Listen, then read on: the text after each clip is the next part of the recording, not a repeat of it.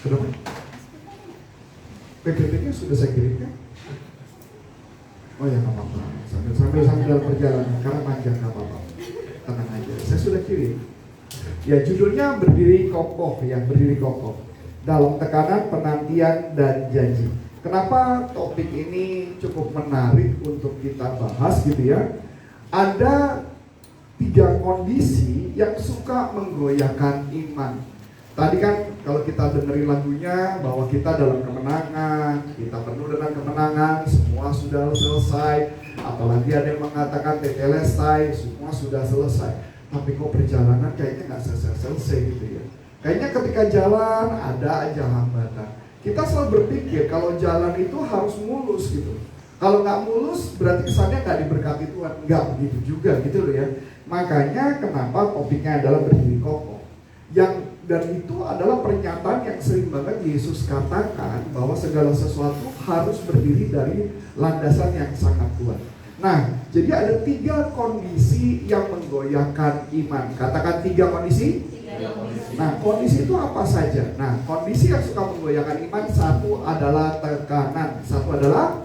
tekanan. Ya kan biasa ya, kalau kita kena tekanan sedikit kayaknya goyang nih. Apalagi isu-isu sebentar lagi BBM katanya yang non subsidi bakal naik gitu.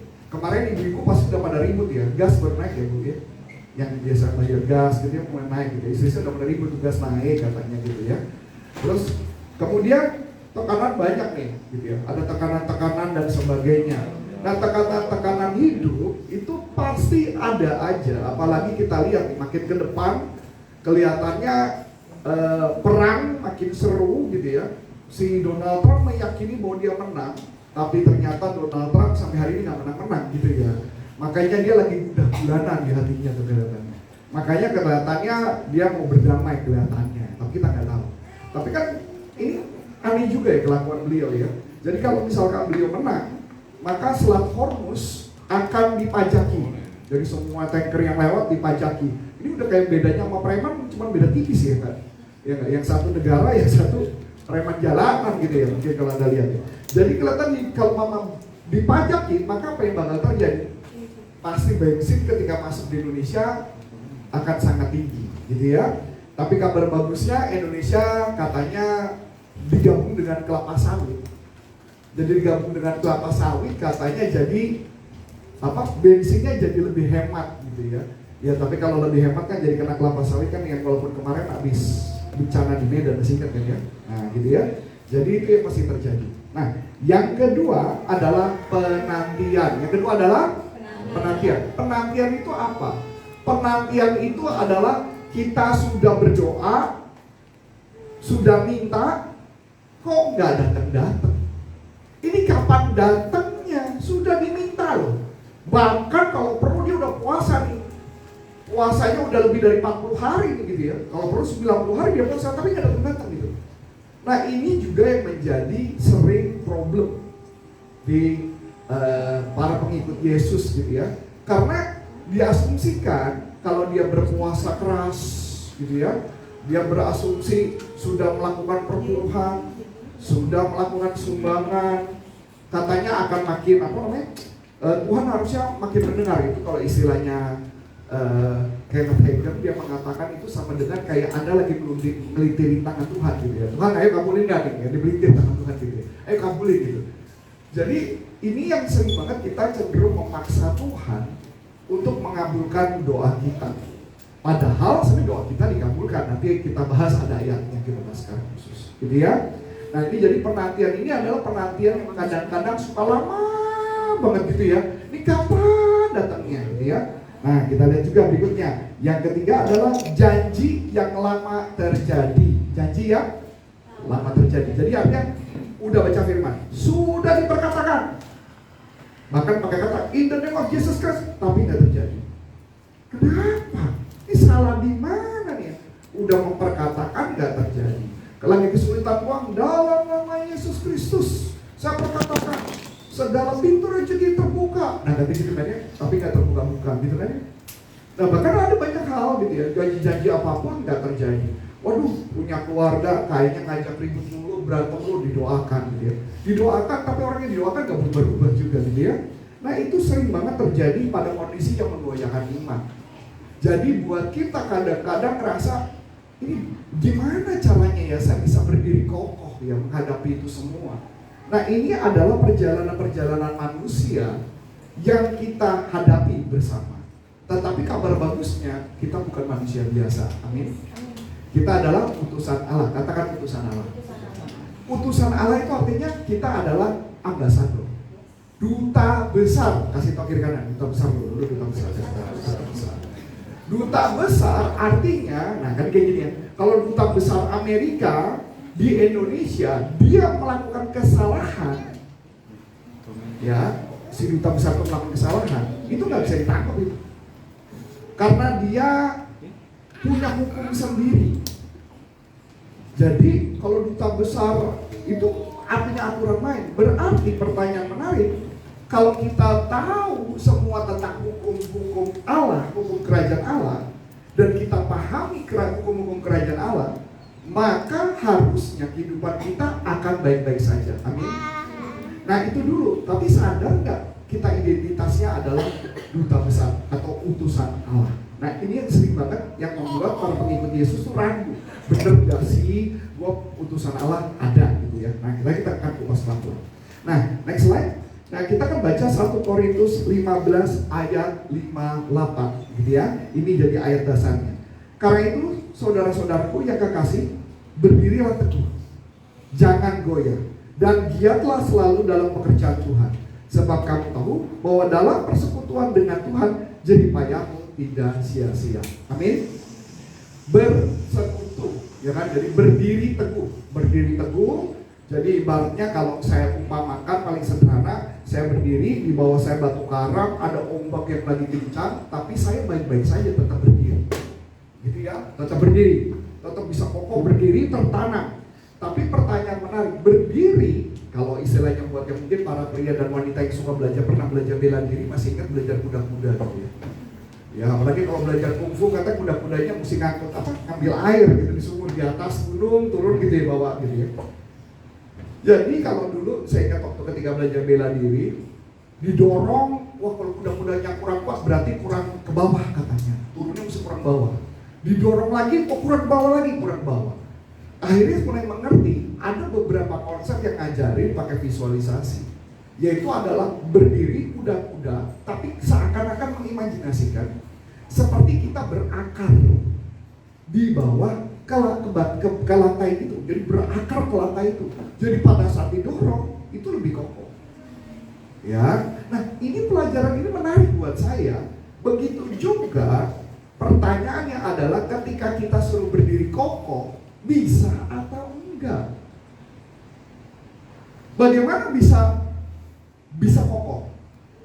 Kokoh itu artinya berakar dari sekitar. Nah, sedangkan iman nutrisinya adalah firman. Katakan firman. Nutrisi iman adalah firman. Kalau kita nggak makan firman, apa bisa berdiri kokoh? Nggak bisa. Pertanyaannya, dapat nutrisi dari mana? Oh, cukup dari gereja aja. Gereja itu cuma seminggu sekali, teman-teman, Bapak Ibu. Seminggu sekali itu tidak cukup. Karena Anda yang namanya makan itu setiap hari, betul? Gak mungkin dong Anda cuma makan seminggu sekali gitu ya. Hanya di hari Minggu, Senin sampai Sabtu puasa total gak makan, gak minum, gak makan, gak minum, gak mungkin. Anda harus makan dan minum setiap hari untuk survive, untuk hidup. Nah itulah yang disebut nutrisi yang kita ambil dari firman. Nah pertanyaan yang menarik juga adalah bahwa kita ya gitu ya, kalimatnya giatlah selalu dalam pekerjaan Tuhan, sebab kamu tahu bahwa dalam persekutuan dengan Tuhan, persekutuan, sekutu itu bukan kutu gitu, bukan ya. Sekutu berarti kita bersama-sama Tuhan, membuat bisnis bareng, bekerja sama dengan Tuhan, bisnis bareng. Istilahnya kalau saya bersekutu dengan istri gitu ya, saya bikin bisnis bareng sama istri. Istri tanda tangan cek, bisa keluar uangnya? Nggak bakal bisa. Kenapa? Karena bersekutu itu ada dua kelompok yang harus tanda tangan. Jadi kalau istri saya ke bank, harus saya tanda tangan. Kalaupun istri saya tanda tangan bisa approve, itu pun bank minta surat.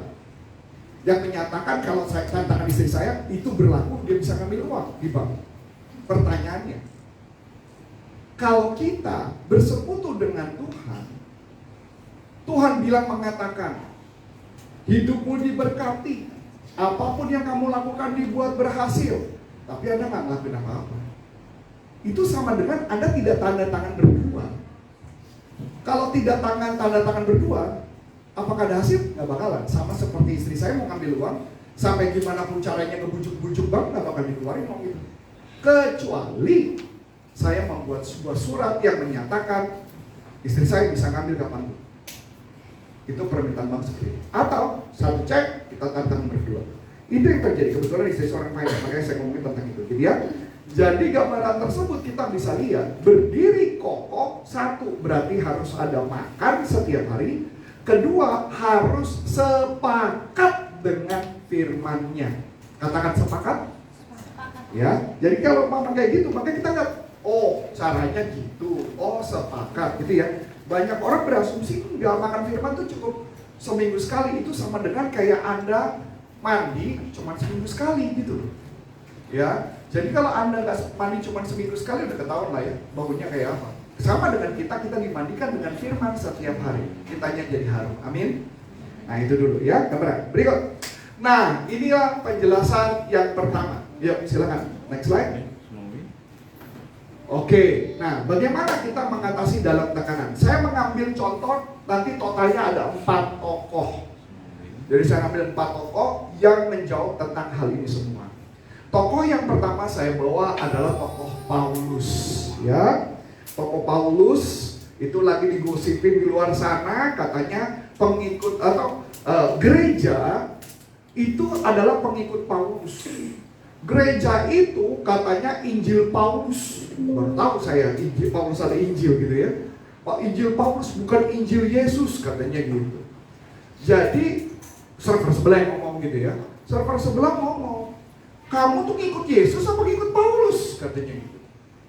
Kalau ngikut, kamu tuh semua ngikut Paulus. Nah ini yang ngomong kalau mama orang belum dibukakan hatinya, maka nggak akan bisa baca firman, nggak ngerti gitu ya.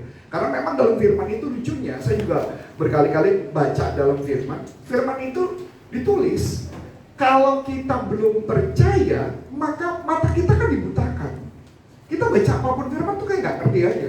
Sama seperti saya sudah dibaptis sejak SMP, tapi baca firman, boro-boro ngerti, ini isinya apa juga nggak tahu gitu loh. Ya kayak lebih mudah orang miskin melewati lubang jarum dibandingkan orang kaya, gitu kan? Itu buat saya tuh mikirnya lama gitu loh. Oh jadi itu harus miskin ya? Enggak, bukan itu. Karena ada konteks-konteksnya itu loh yang kadang-kadang kita nggak paham kalau tidak dibukakan matanya.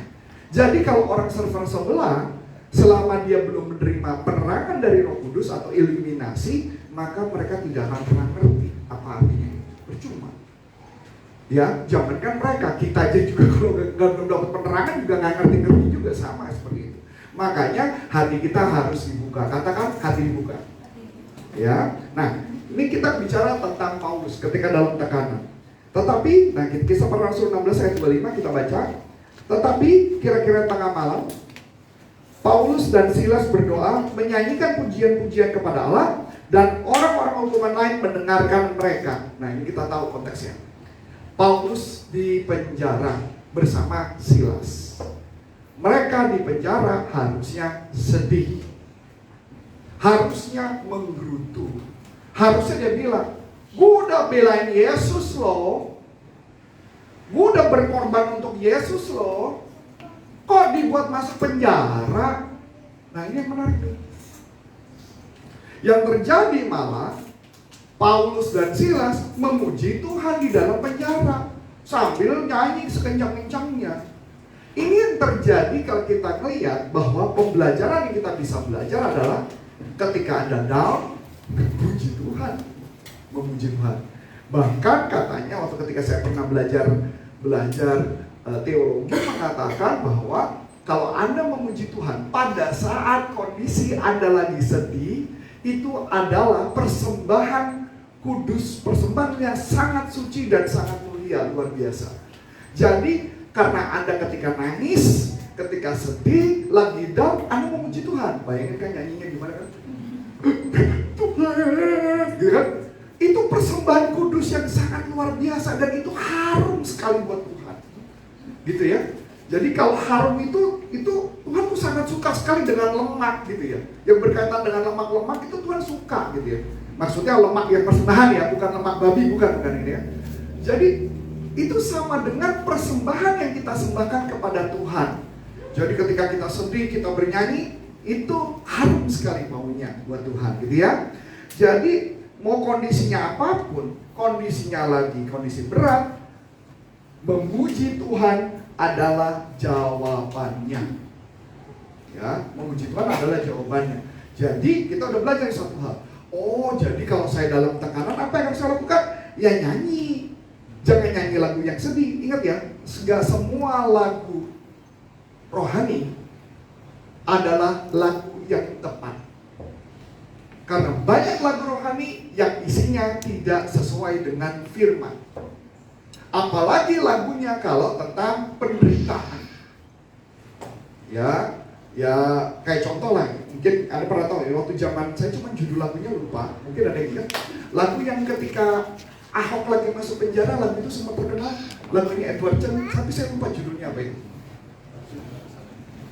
Apa tuh judulnya? Pokoknya tentang yang pokoknya kayak lagi sedih-sedih gitu lah, penderitaan gitu loh.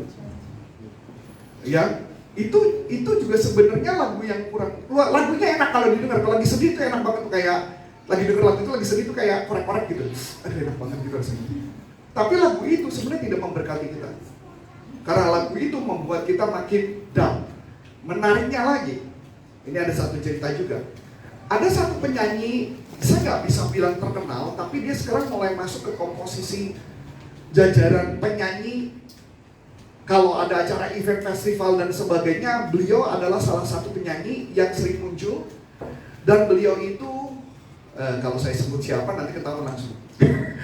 Beliau itu adalah pencipta lagu. Dan beliau itu pernah menciptakan lagu. Ya, lagunya kalau kita nyanyi enak sih lagunya. Wanita, lagunya bernyanyi enak. Tapi saya tahu waktu pembuatan proses lagu itu. Jadi pembuatan proses lagu itu justru pada saat dia lagi depresi. Jadi liriknya tentang depresi. Lucunya di gereja dinyanyikan, dikumandangkan lagu tentang depresi itu. Berarti satu gereja depresi semua gitu. Jadi sebenarnya pemilihan lagu menjadi bagian penting. Ya, jadi tidak semua lagu itu memberkati gitu ya. Jadi Anda harus pilih-pilih. Tahu dari mana coach lagu-lagu yang memberkati gampang? Ya, lagu-lagu yang menyatakan bahwa kita mendengar kalimat-kalimat tentang memuji Tuhan, Tuhan luar biasa, kayak lagu-lagu tadi naik gampang lah ya. Jadi tadi kita bikin playlist kayaknya. Lagu-lagunya yang dibawa GKPR Karis itu udah tepat lagunya. Jadi lagunya memuji Tuhan, memuliakan Tuhan dan sebagainya gitu ya. Nah, jangan nanya lagi lagu berikutnya ya. Kayak sekarang kayak ada satu lagu lagi itu saya juga lagi bertanya-tanya itu boleh nggak ya? Gunung tidak berpindah itu saya lagi bertanya sih sebenarnya. Saya lagi bertanya itu boleh apa enggak gitu ya.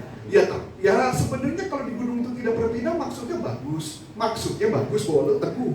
Tapi tidak menjadi bagus ketika ya begitulah. Karena kita menganggap bahwa gunung itu nggak bakal pindah. Kalau kami mempercayai gunung itu pasti pindah sih. Itu yang membedakan. Nah itu hal yang sangat berbeda. Nanti ada hubungannya nanti pas toko keempat. Kita akan buka di toko keempat. Dan itu yang makanya saya pernah ngomong sama Agatha, mau curhat atau malu, mau curhat apa? Curhat teologi. Curhat sama Agatha teologi coba. Karena itu ya berkaitan dengan toko keempat nanti kita bahas. Oke ya. Jadi apa yang harus dilakukan di 2 Korintus 12 ayat 9? Kita baca bersama-sama. 1, 2, 3. Tetapi ayo baca bersama-sama. Bengong. 1, 2, 3. Tetapi jawablah Tuhan kepadaku, cukuplah kasih karuniaku bagimu, sebab itu supaya kuasa Kristus turun menaungi aku. Di sini konteksnya adalah after, pasti Anda pernah dengar kontroversi tentang duri dalam daging. Ya, kalau gereja itu sering banget topik-topik tentang duri dalam daging itu sering menjadi topik populer gitu ya. Tapi konteks hari ini saya tidak membahas tentang duri dalam daging. gitu ya. Karena duri dalam daging, tapi singkatnya aja. Nanti kalau mau tanya lebih dalam, nanti bisa nanya di gereja ini, kita bisa diskusi banyak gitu ya. Duri dalam daging singkatnya, banyak orang yang mengatakan bahwa Paulus itu kena penyakit gak sembuh. Paulus saja punya penyakit tapi gak sembuh. Makanya itu duri dalam daging. Dia doa saja minta dienyahkan, durinya gak bisa. Tapi saya jawab, duri dalam daging bukanlah penyakit. Kok bukan? Nanti kita belajar, kalau mau belajar nanti pada waktunya ya. Kalau nanti nanya-nanya, ngobrol sambil fellowship, usah, nanti kita diskusi. Tapi saya jawab, duri dalam daging bukanlah penyakit. Itunya gitu. Ya, jadi kalau ada yang gereja yang mengatakan duri dalam daging itu Paulus kena penyakit itu. Saya nggak tahu penyakitnya kayaknya berkaitan dengan mata. Matanya Paulus katanya agak bisa melihat, kayaknya agak rabun-rabun gitu. Enggak, matanya clear, jelas gitu ya. Nah, kita baca lagi lebih lanjut. Jadi dalam kalimat di sini Yesus cuma mau mengajarkan satu hal kepada kita bahwa dalam tekanan kasih karunia Bapa itu cukup buat kita.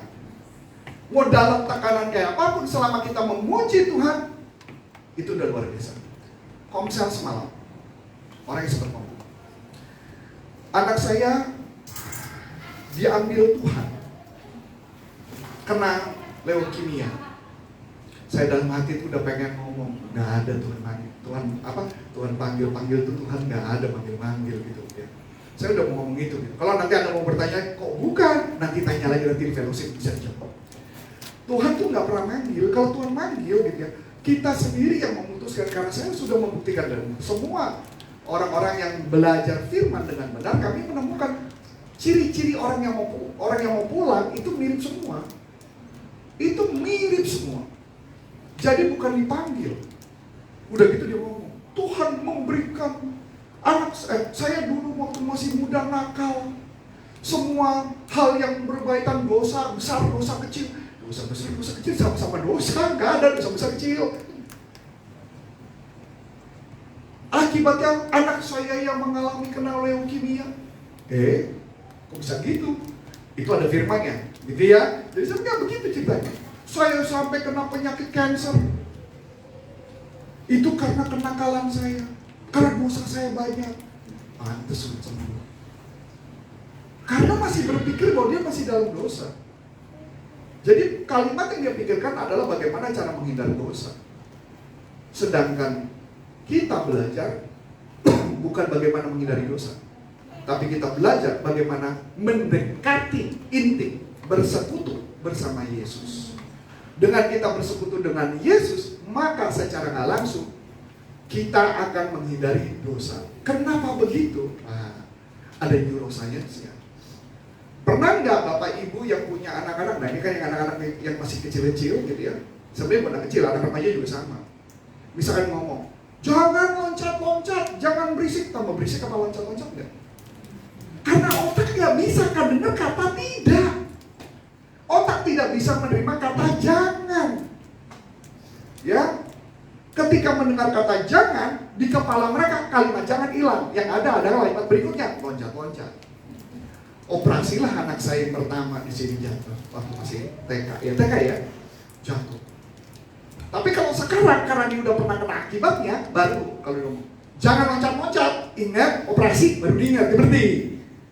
Rupanya kalimat jangan hanya bisa jalan kalau ada kata tambahan yang dia sudah menerima konsekuensinya, baru orang bisa berhasil. Sedangkan firman ketika mengatakan jangan melakukan ini, jangan melakukan itu karena itu dosa, Anda nggak paham tuh dosa itu rasanya gimana, belum tahu kan? Nggak tahu rasanya dosa itu manis, asin, nggak tahu. Dosa pun juga nggak berasa kan, badan gede, badan kecil nggak berasa gitu. Jadi kalau Anda nggak berasa, udahlah, udah bodo amat. Itu yang terjadi. Apalagi ada beberapa prinsip yang mengajarkan ketika dosa datanglah ke gereja, bertobat, selesai gitu. Habis itu buat lagi dosa lagi gitu.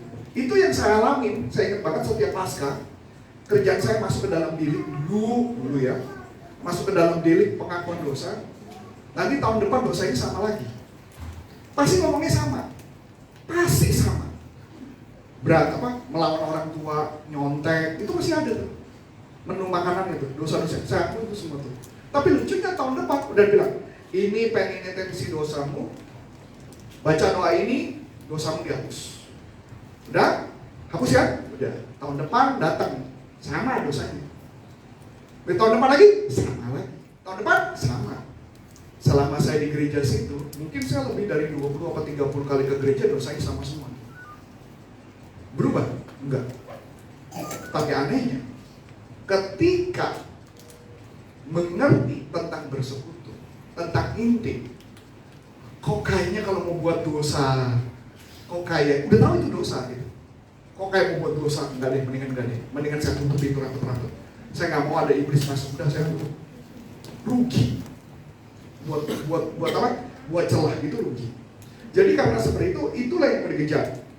Bagaimana kita bisa intim. Makanya kasih karunia Tuhan itu besar buat hidup kita.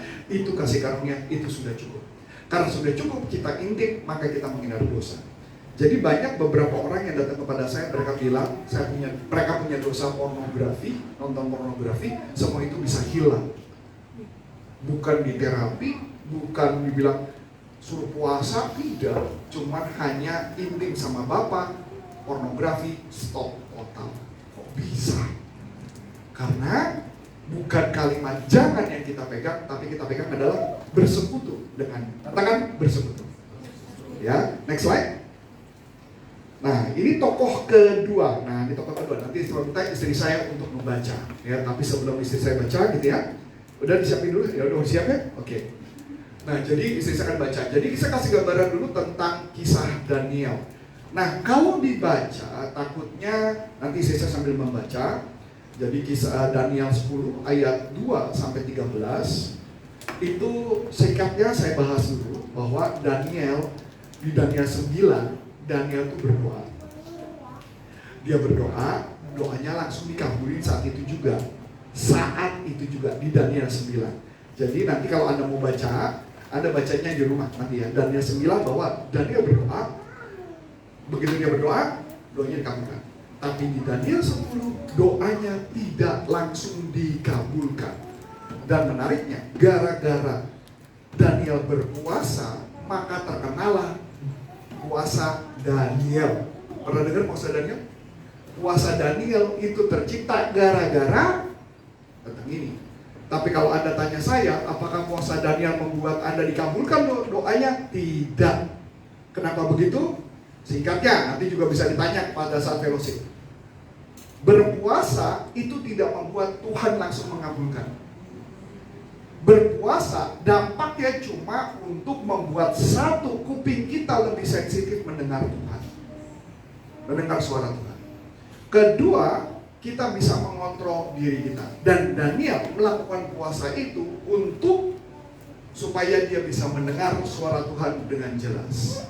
Oleh sebab itu kita baca, silakan Bu Ana, silakan boleh pinjam mic-nya. Saya pinjam satu. Ya, makasih. Nih. Disitunya nggak apa-apa.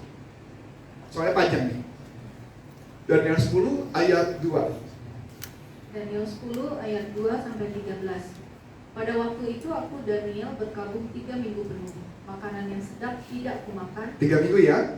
Berarti puasa 21 hari. Itu kan puasa Daniel gitu ya. Lanjut. Berarti dia tidak makan daging dan anggur. Makanya ada puasa Daniel makannya 21 hari makannya cuma putih gitu ya. Ini kalau saya bilang puasanya makannya cuma putih, itu apa bedanya sama kejawen gitu kan? Kejawen juga puasa putih gitu. Lanjut. Daging dan anggur tidak masuk ke dalam mulutku dan aku tidak berurat sampai berlalu 3 minggu. Berurat tahu Bapak Ibu? Berurat nggak pakai minyak rambut, jadi nggak berurat gitu. Ya, jadi dia benar-benar dalam kondisi yang benar-benar fokus kepada Tuhan. Lanjut. Pada hari ke-24 bulan pertama, ketika aku ada di tepi sungai besar, yakni sungai Tigris, kuangkat mukaku lalu kulihat nampak seorang yang berpakaian kain lenan dan berikat pinggang emas dari Ufaz. Tubuhnya seperti permata Tarsis dan wajahnya seperti cahaya kilat. Matanya seperti suluh yang menyala-nyala, lengan dan kakinya seperti kilau tembaga yang dikilap.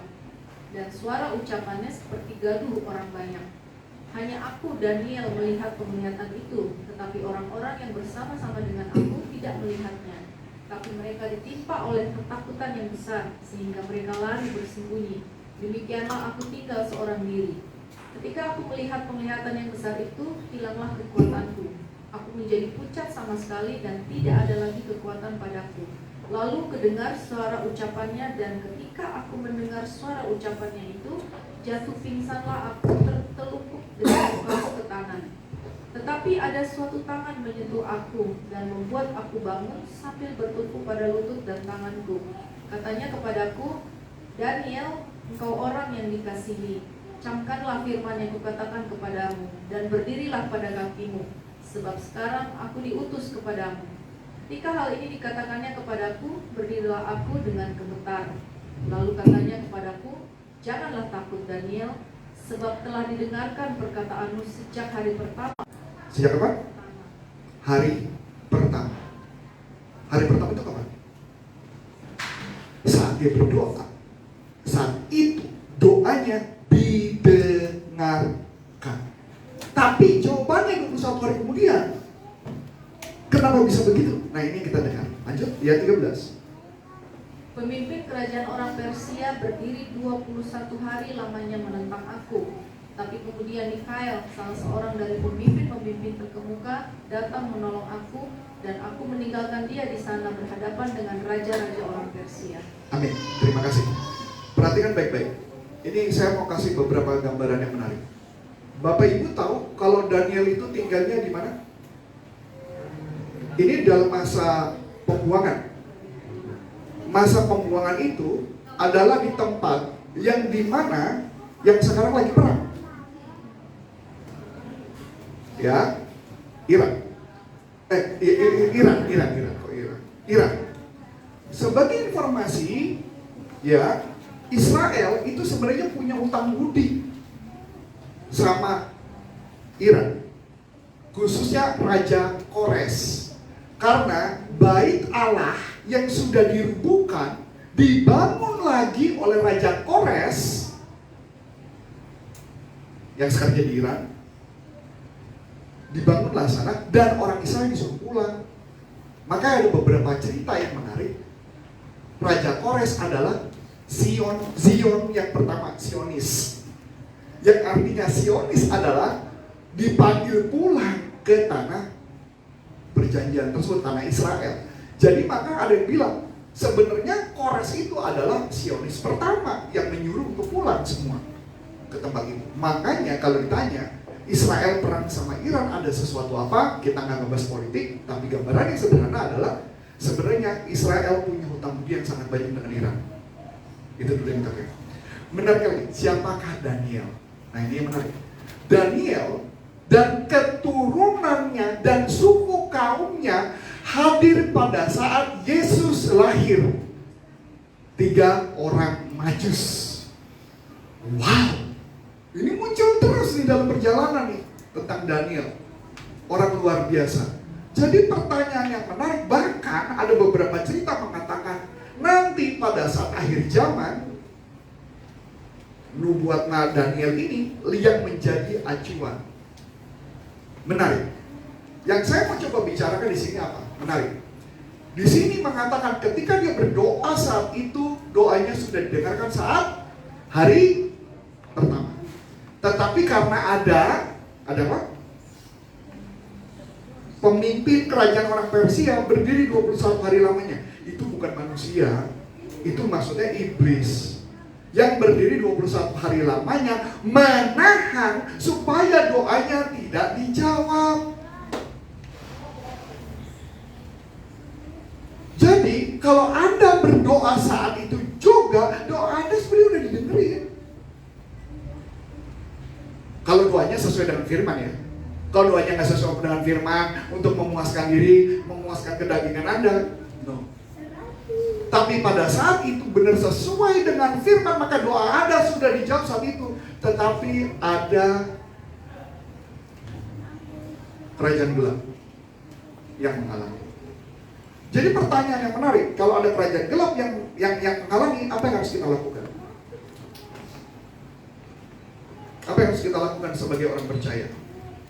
Yang harus kita lakukan adalah Anda cuma memperkatakan dalam nama Yesus Kristus, apapun yang mengganggu doa saya dikabulkan, saya ikat dalam nama Yesus Kristus. Karena engkau berkata, apapun yang dibuka di bumi akan dibuka di surga, apapun yang aku ikat juga akan diikat di surga. Perkatakan dalam nama Yesus Kristus. Amin. Berarti pertanyaan yang menarik, doa Anda hari ini, Anda doa sudah dijawab pada saat itu.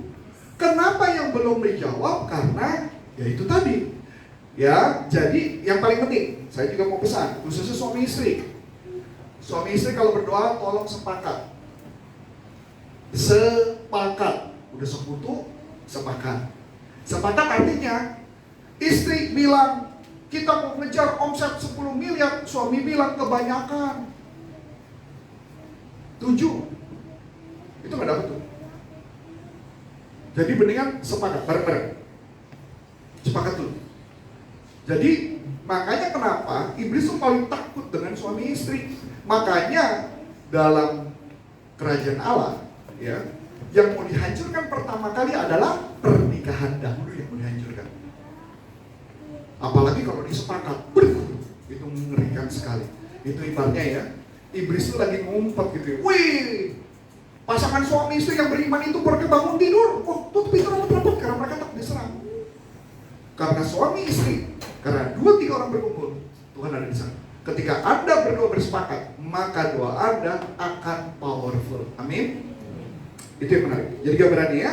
Jadi next. Nah, jadi kita udah belajar nih bahwa jawabannya adalah jawabannya sudah berjalan. Tapi yang menahan. Tadi sudah dikasih jawabannya. Gimana cara nanganinya? Nah, kita masuk tokoh ketiga. Nah, tokoh ketiga. Tokoh ketiga, next slide.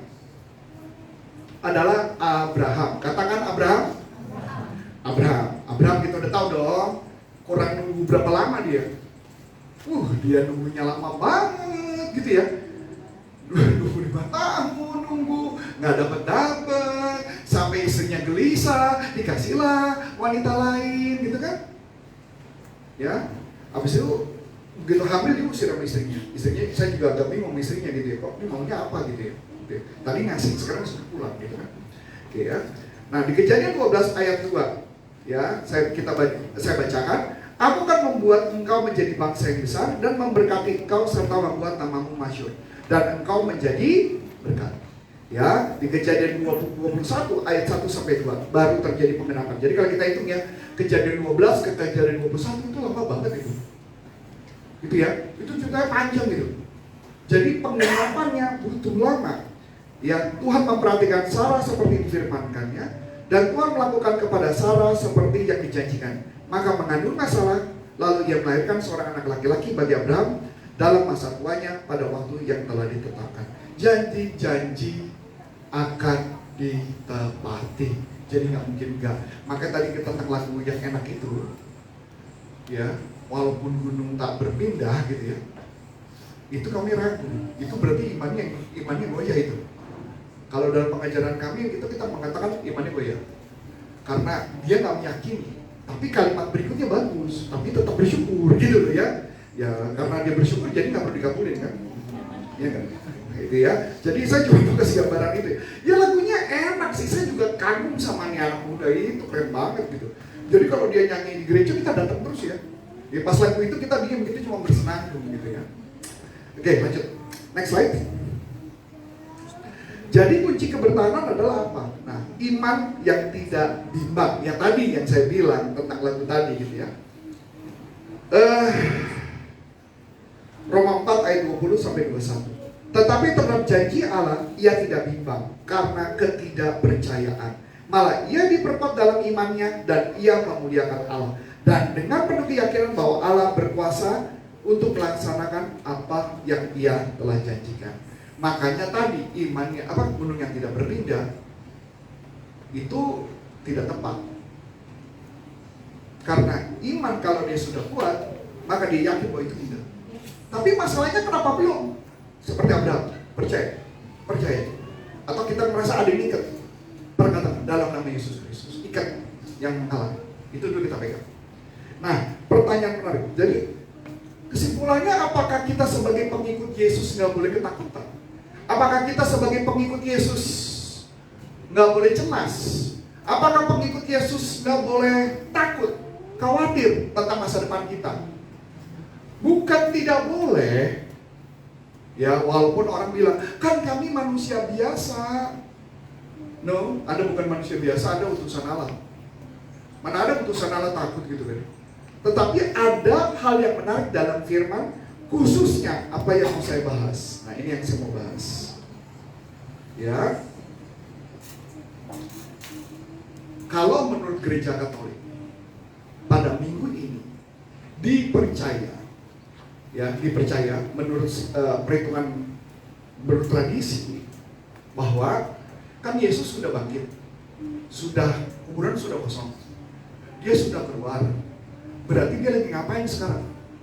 Jawabannya, sekarang lagi ketemu sama murid-muridnya. Berapa orang? 10 orang. Kok 10 coach? Iya, kan Thomasnya nggak ada. Yang satu udah mati bunuh diri kan, Judas. 10. Jadi Yesus memunculkan dirinya kepada 10 orang. Menariknya, menurut pernyataan Israel, semua dianggap sebagai kebenaran kalau ada 2-3 orang pria. Perhatikan kalimatnya, 2-3 orang pria menyaksikan, maka itu dianggap sebagai sebuah kebenaran.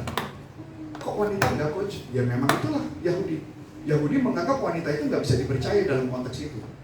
Ya, makanya kenapa di Alkitab keren banget. Ingat ya, yang pertama kali melihat kuburan kosong, pria apa wanita? Wanita. Wih, keren banget kita. Ya, Yahudi bilang wanita nggak bisa dipercaya, tetapi yang lihat pertama kali adalah wanita yang lari duluan. Gak tahu apa yang terjadi dengan para pria, mungkin saking gendutnya mereka nggak bisa nyampe duluan dibanding wanita itu, larinya cepet banget gitu. Itu yang menarik. Wanita yang diberikan sebagai kesaksian melihat kelahiran. Apakah cari secara tradisi? Tradisi itu artinya getok tular, ngomong-ngomong, bisikan-bisikan dan sebagainya. Getok tularnya adalah Thomas itu orangnya, kan kita tahu ya Thomas itu peragu. Thomas itu analisis dan logik banget orangnya. Kenapa? Itu ada di Yohanes 11 ayat 16 dan Yohanes 14 ayat 5. Saya nggak akan buka, tapi di situ menunjukkan bahwa Thomas benar-benar logika habis orangnya. Jadi segala hal dia pakai logika. Thomas dikasih tahu 10 orang melihat Yesus. Pertama tangan, jari, yang kedua lambung. Tolong dicatat karena nanti ada ceritanya. 8 hari kemudian, ya, murid-murid Yesus berada di rumah itu lagi dan Thomas bersama-sama dengan mereka. Sementara pintu-pintu terkunci, Yesus datang dan berdiri di tengah-tengah mereka dan berkata, "Damai sejahtera bagi kamu." Shalom. Ya, shalom Elihim, kan ya. Lalu ia berkata kepada Thomas, "Taruhlah jarimu di sini dan lihat tanganku ini. Ulurkan tanganmu dan cucukkan ke dalam lambungku. Dan janganlah engkau tidak percaya, melainkan percayalah." Thomas menjawab dia, "Tuhanku dan Allahku." Tolong ingat, Satan mencolok, dia memberikan klaim. Ingat, klaim ini adalah klaim pertama pernyataan bahwa Yesus adalah Tuhan dan Allah. Bukan sebelum lainnya. Sebelum orang lain belum ada yang memberikan statement bahwa Yesus adalah Tuhan dan Allah. Yesus berkata kepadanya, "Karena engkau telah melihat aku, maka engkau percaya. Berbahagialah orang yang tidak melihat namun percaya." Amin. Ya, apa yang kita mau bahas? Next slide.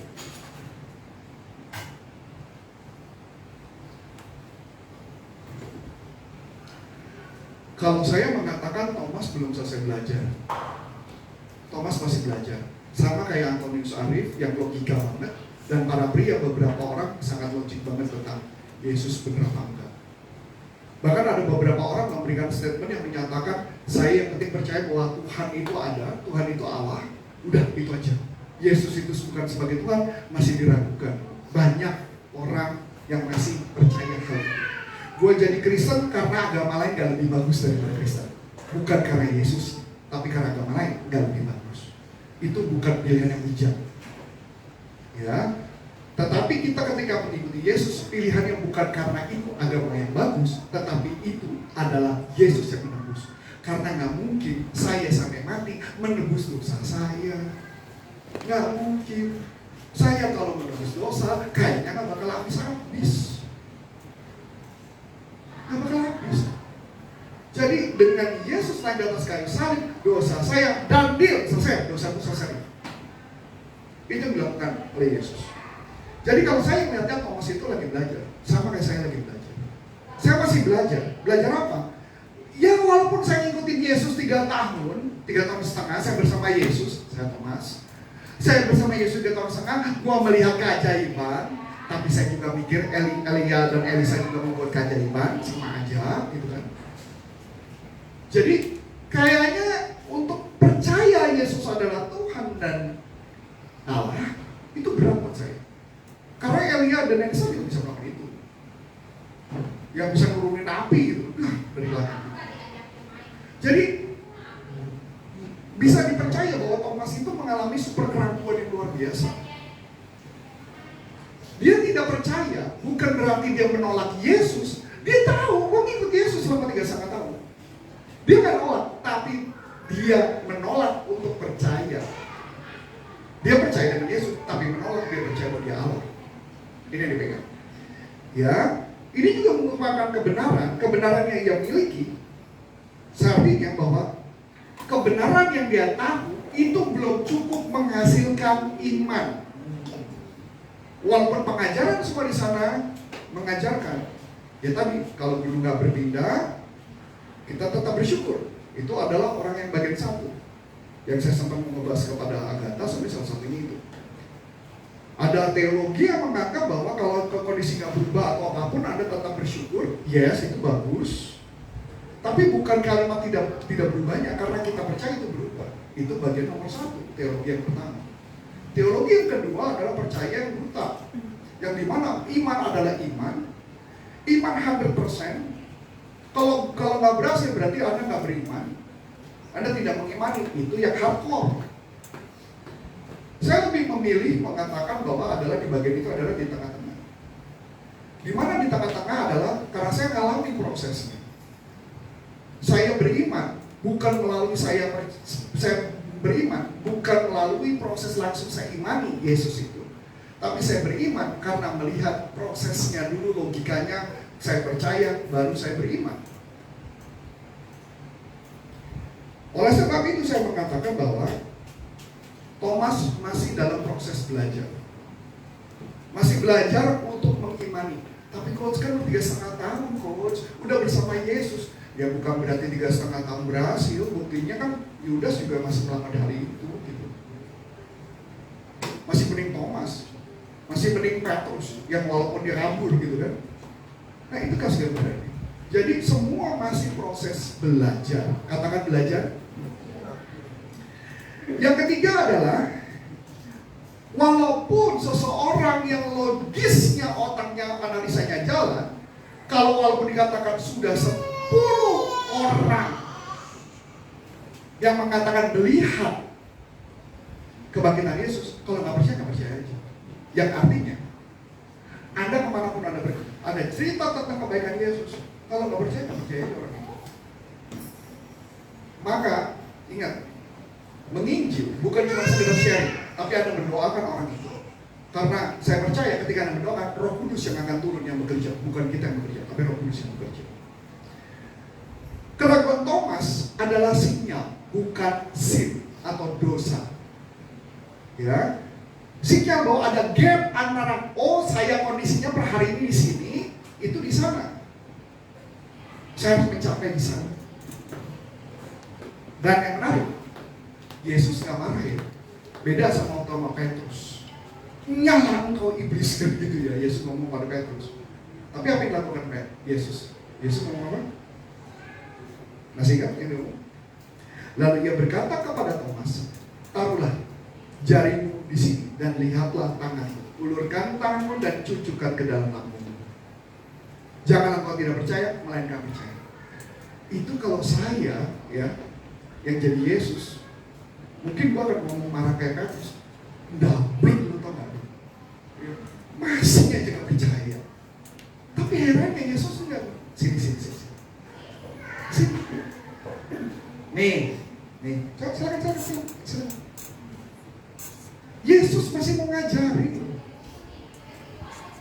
tahun kurang?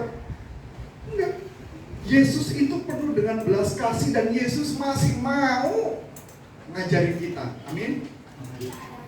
Buat teman-teman yang masih mengalami keraguan, Yesus gak pernah menunggu, tapi Yesus mau mengajar kita. Katakan mengajar. Next slide.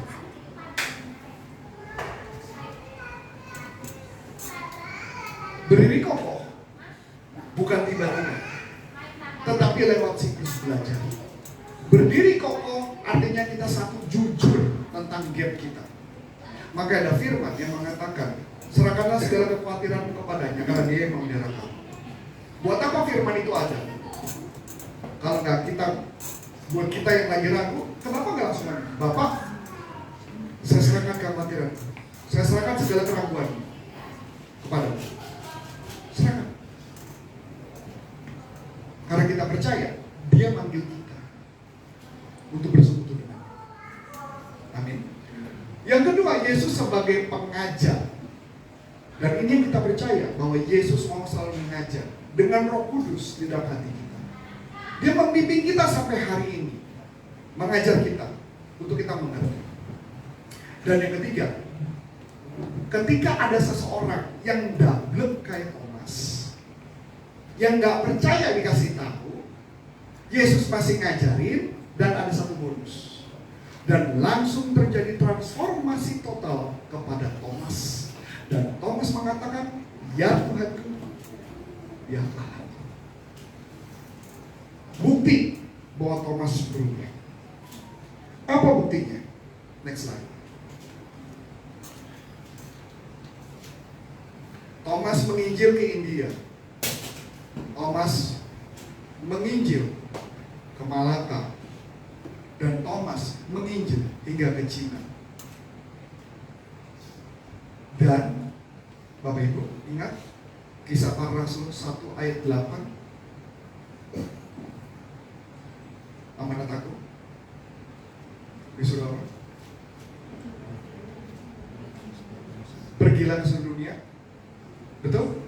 Dan menariknya, seluruh murid Yesus yang benar pergi paling jauh cuma Thomas. Yang lain perginya deket-deket. Thomas, seorang peragu yang analitis seperti saya. Ketika dia bertemu dengan Yesus, dia bekerja jauh lebih keras. Semoga saya juga bisa seperti itu. Dan saya melihat perjalanan Thomas. Dia melakukan perjalanan dengan sangat ekstrim hingga jauh. Dan tadi kan yang saya bilang ada dua yang harus ingat, jari. Tahu matinya Thomas siapa ya? Ditusuk lambungnya. Itu buat agama Katolik, Ortodok, Anglikan mengatakan so sweet karena dia mati persis seperti Yesus ditusuk dengan tombak. Yang lain kerja matinya di sana cuma di ditusuk. Dari sini apa yang bisa kita belajar? Mungkin memang kita takut, mungkin kita punya keraguan, mungkin kita nggak tahu apakah ketika saya minta kenapa nggak dikabulkan, kenapa saya dapat tekanan, kenapa saya tetap diganggu kondisi apapun, janjinya mana Tuhan janjinya? Bahkan sebagai seorang Thomas yang ragu kepada kebangkitan Yesus, kabar baiknya kita punya Yesus yang baik. Yesus yang mau datang kepada kita, bukan kita yang datang kepada sang raja, tetapi raja sendiri yang turun datang kepada kita. Amin. Dan dia mau memegang tangan kita, dia mau menyentuh kita, dia mau memeluk kita, mau mencintai kita. Ketika kita dengan dableknya seperti Thomas, nggak ngerti-ngerti tentang firman, nggak ngerti tentang itu, dia dengan penuh belas kasih mau mencari kita. Dia mau nyayangin kita, dia cuma mengatakan, sini Thomas, mana jarimu? Tusuk, cucuk ya.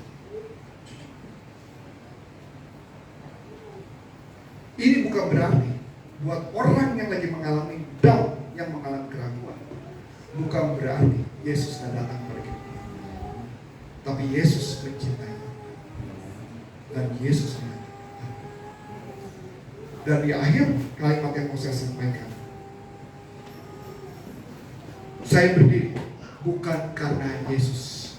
Saya berdiri bukan karena saya kuat, tapi saya berdiri karena Yesus.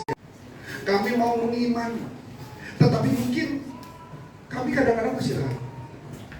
Izinkan kami bisa belajar seperti Thomas.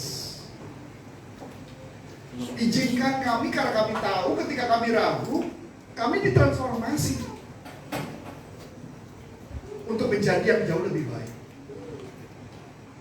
Dan Bapak, di sini anak-anakmu ya Bapak, yang mungkin juga mengalami permasalahan, pergumulan atau apapun ya Bapak.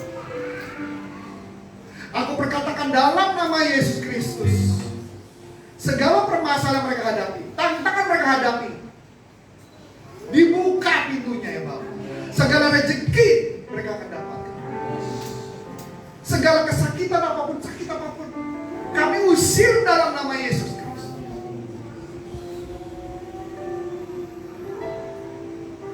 Anak-anak mereka diberkati ya Bapak. Aku lepaskan berkat-Mu kepada anak-anak mereka ya Bapak. Mereka orang-orang baik ya Bapak. Mereka mencintai-Mu, tapi ajarkan mereka untuk mencintai-Mu jauh lebih dalam lagi. Kalau nggak akan rangka, hal terbaik tidak akan pernah kami dapatkan dalam dunia ini ya Bapak. Kami cuma mau berdiri kokoh, mau berdiri tegak, karena hanya Yesus yang menopang hidup kami ya Bapak. Terima kasih ya Bapak. Terima kasih. Doa ini kami tutup bungkus saja dengan darah putra Yesus Kristus yang telah menebus dosa kami, sehingga kami tidak bisa lagi dikutuk. Kami hanya bisa diberkati dalam nama Yesus Kristus.